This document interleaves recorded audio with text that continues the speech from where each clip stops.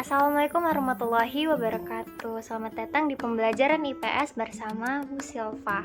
Oke, pada materi kali ini kita akan membahas tentang perubahan keruangan dan interaksi antar ruang di Indonesia dan negara ASEAN.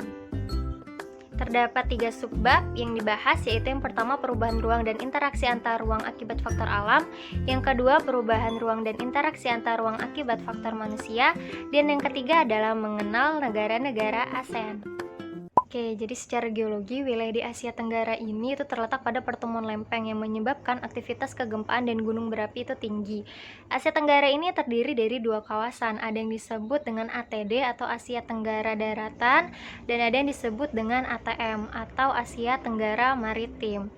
Nah, beberapa faktor alam yang menyebabkan terjadinya perubahan ruang ini yaitu diantaranya iklim, tanah, geologi, morfologi, serta flora, fauna.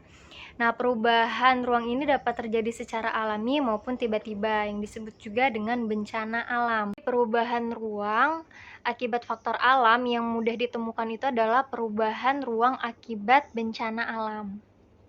Nah, bencana alam yang sering melanda kawasan ASEAN itu adalah banjir, tapi ada juga beberapa bencana alam lainnya seperti angin topan, gempa bumi, tsunami, tanah longsor, dan sebagainya. Oke, nah sebagai contoh perubahan ruang akibat faktor alam ini ada di Amerika Serikat. Jadi terdapat suatu lembah yang sangat besar juga dalam. Nah, ini dinamakan Grand Canyon, Colorado. Jadi para ahli ini berpendapat bahwa terbentuknya Grand Canyon ini akibat proses erosi Sungai Colorado yang berlangsung secara perlahan dan juga terus-menerus hingga saat ini.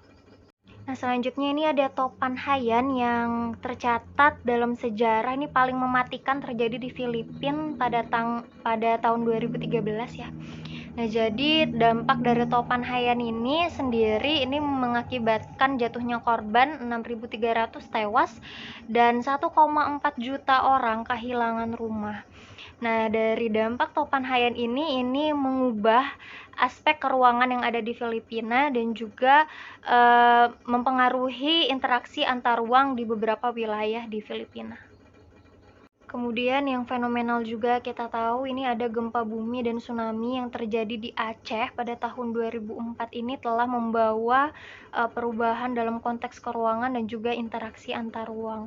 Jadi bencana ini memunculkan interaksi antar ruang, yaitu antar penduduk dan pihak-pihak yang memberikan bantuan kemanusiaan. Nah, bencana ini juga turut mengakhiri adanya konflik yang terjadi selama 3 dekade.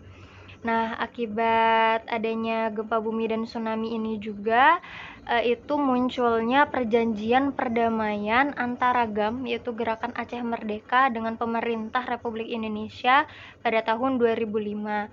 Dan ini juga mencatatkan sejarah di mana pertama kalinya terpilih gubernur pertama di Aceh.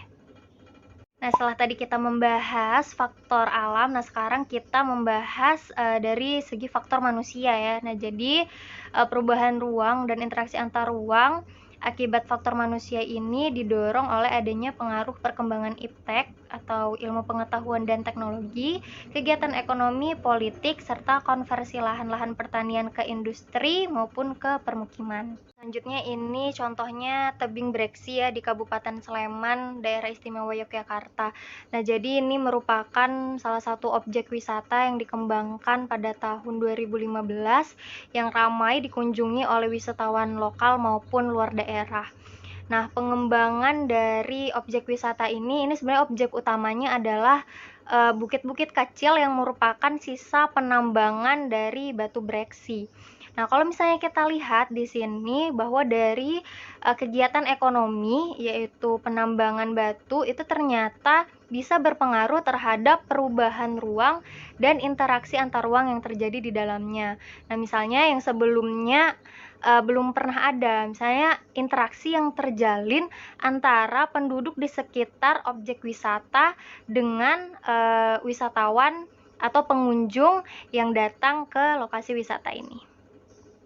Nah, selanjutnya ini ada Jembatan Suramadu yang diketahui atau tercatat sebagai jembatan terpanjang di Indonesia yang menghubungkan Pulau Jawa dan Pulau Madura. Nah, jadi jembatan ini merupakan salah satu juga contoh dari bahwa perkembangan iptek yaitu bisa mempengaruhi perubahan ruang dan interaksi antar ruang yang terjadi di dalamnya. Oke, selanjutnya Ibu akan memberikan sedikit pengantar mengenai negara-negara ASEAN. Nah, jadi ASEAN itu merupakan kepanjangan dari Association of Southeast Asian Nations. Nah, negara-negara anggota ASEAN ini ada berjumlah 10 negara yang telah tergabung atau telah terdaftar. Di antaranya itu Indonesia, Singapura, Malaysia, Filipina, Thailand, Brunei Darussalam, Vietnam, Myanmar, Kampuchea atau Kamboja, dan juga Laos. Nah, ada satu nih negara di kawasan Asia Tenggara yang belum terdaftar sebagai anggota ASEAN. Kira-kira negara mana? Kalau misalnya kita lihat di peta ini, nah nih bisa kelihatan ya, yang belum terdaftar itu adalah Timor Leste. Nah, misalnya ada yang bertanya nih, Bu, kan ada juga negara Papua Nugini ya yang berbatasan darat dengan Papua. Nah, itu apa nggak termasuk negara ASEAN juga harusnya? Nah, jadi untuk diketahui bahwa Papua Nugini ini itu tidak termasuk ke dalam kawasan Asia Tenggara, melainkan termasuk ke kawasan benua Australia dan Oseania. Terima kasih telah menyaksikan video pembelajaran ini sampai dengan selesai. Silahkan tuliskan komentar terbaik kalian pada kolom komentar di bawah. Stay at home and stay kreatif. Sampai jumpa di pertemuan selanjutnya. Wassalamualaikum warahmatullahi wabarakatuh.